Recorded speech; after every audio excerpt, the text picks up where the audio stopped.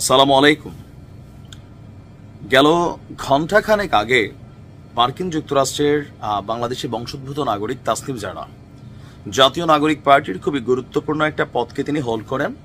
তার একটা স্টেটাস মুহূর্তে ভাইরাল।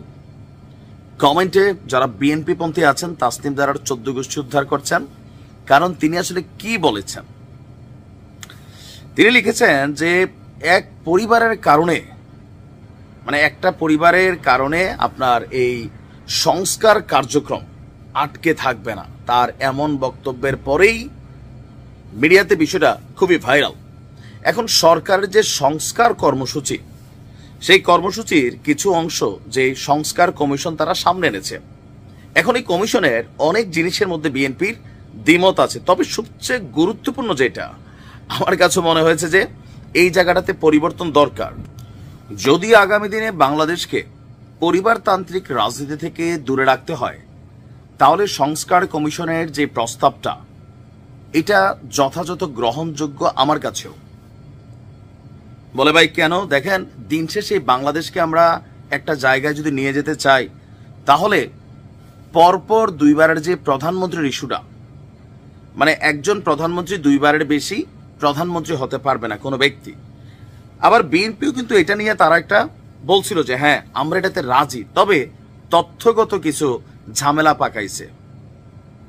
আজকে আমরা যখন দেখলাম যে মানে আমাদের সংস্কার কমিশন বলছে তাদের যে সুপারিশ, যে জীবনে দুইবারের বেশি প্রধানমন্ত্রী হতে পারবে না কোনো ব্যক্তি জীবনে, আবার এটা টানা হোক বিরতি দিয়ে হোক দুইবারের বেশি হতে পারবে না। এখন এটা যদি হয়, তাহলে এই মুহূর্তে বিএনপিতে নির্বাচনে জয়লাভ করে বেগম খালেদা জিয়া তিনি প্রধানমন্ত্রী হতে পারবেন না, হতে হবে জনাব তারেক রহমান।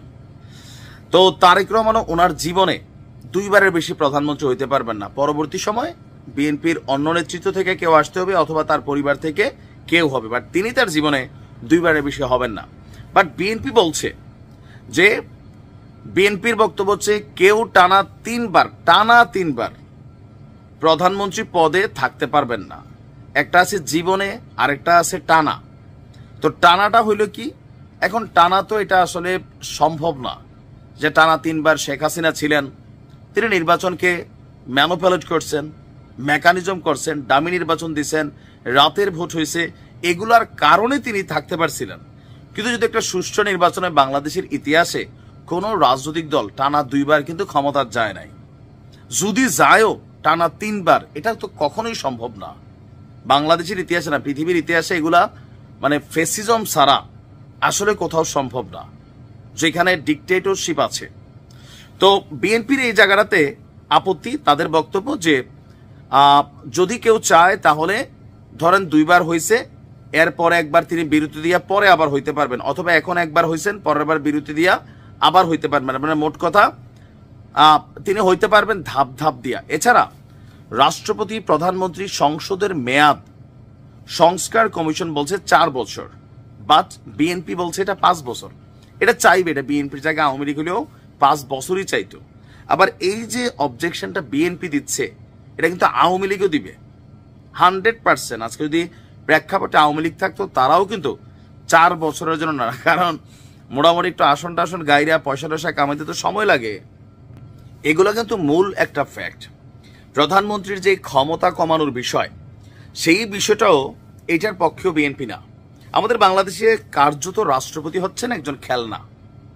যাবেন মাঝে মাঝে টিভিতে বক্তব্য দিবেন, প্যারেড ময়দানে যাবেন, ফুলটুল দিবেন। এছাড়া দলীয় রাজনৈতিক নেতা যারা আছেন, মানে দলের রিকোয়ারমেন্টে অনেকে হচ্ছেন মৃত্যুদণ্ড থেকে খালাস দিবেন।